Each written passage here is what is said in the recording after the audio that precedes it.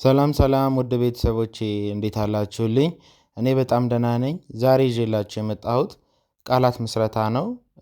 ለእናንተ ይጠቅማሉና አስተማሪ ናቸው ብዬ ያሰብኳቸውን በቀን በወሮችና እንዲሁም በቤተሰብ አባላት የተመሰረቱ ቃላት ምስረታዎችን ይዤላችሁ መጥቻለሁ። እናንተም እስከ መጨረሻው ይህንን ቪዲዮ መከታተላችሁን አትርሱ።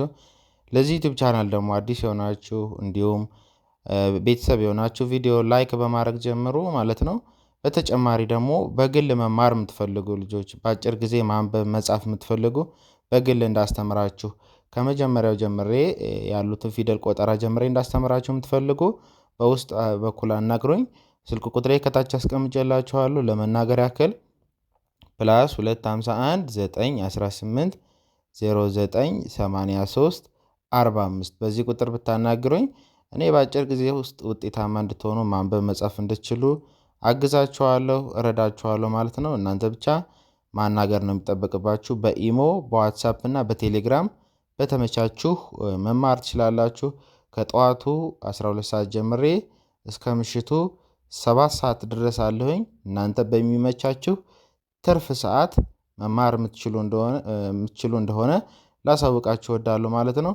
ስለዚህ ዛሬ ይዤላችሁ የመጣሁትን እነዚህን በቀን በወርና በቤተሰብ አባላት የተመሰረቱትን እያንዳንዱን እያየን እንሄዳለን። መጀመሪያ ምን ይላል?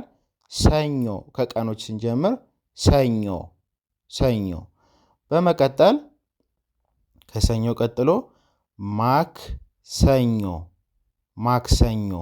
በጣም አሪፍ ማክሰኞ። በመቀጠል እሮብ እሮብ ሮብ። በመቀጠል ሐሙስ ሐሙስ ሐሙስ። በመቀጠል አርብ አንድ ላይ አርብ። በመቀጠል ቅዳሜ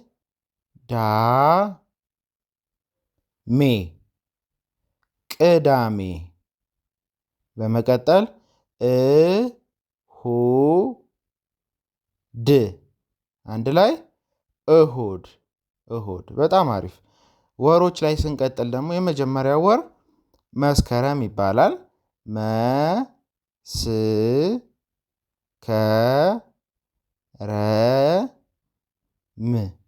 አንድ ላይ መስከረም። በመቀጠል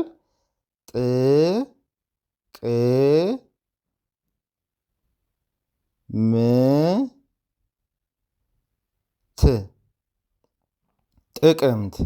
በመቀጠል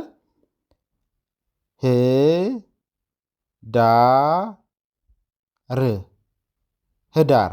በመቀጠል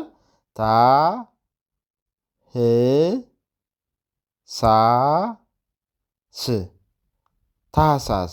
በመቀጠል ጥር። በመቀጠል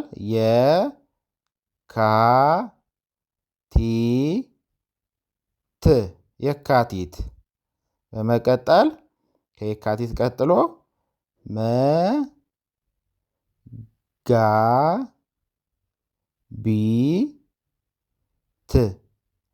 መጋቢት። በመቀጠል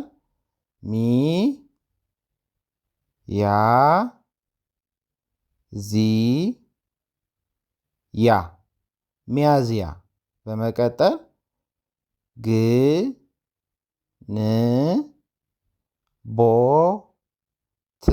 ግንቦት። በመቀጠል ሰኔ። በመቀጠል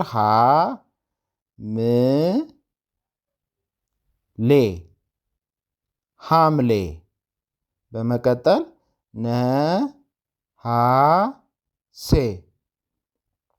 ነሐሴ። በመቀጠል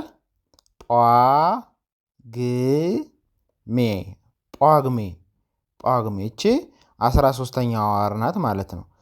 ጳጉሜ ትባላለች። በመቀጠል ደግሞ የቤተሰብ አባላት ላይ ስንመጣ የመጀመሪያ እናት። በመቀጠል አባት። በመቀጠል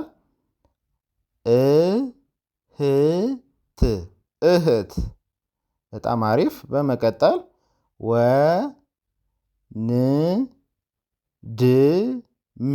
ወንድም ወንድም።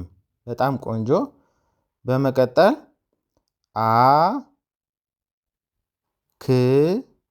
አክስት አክስት። በጣም አሪፍ። በመቀጠል አጎት አጎት።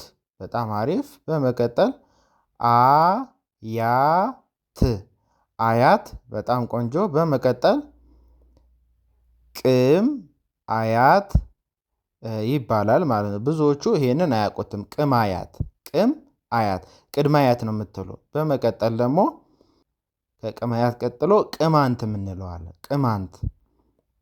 ከቅማንት ቀጥሎ ደግሞ መጨረሻ ላይ ያለ ማን ይባላል? ሽማት ይባላል ማለት ነው። እንግዲህ በጣም ጠቃሚ የሆነ ትምህርት እንደተማራችሁ እርግጠኛ ነኝ። ብዙ ነገር አግኝታችኋል። ከዚህ ዩቲዩብ ቻናል ደግሞ ብዙ ነገር እንዳገኛችሁ እናንተም እኔን የምታግዙበት ይህን ቪዲዮ እስከ መጨረሻው ተከታትላችኋል። ቪዲዮውን ሰብስክራይብ፣ ላይክ፣ ሼር ማድረጋችሁን አትርሱ። በቀጣይ በሌላ በአዲስ ቪዲዮ እንገናኛለን። እስከዛው ሰላም ቆዩ።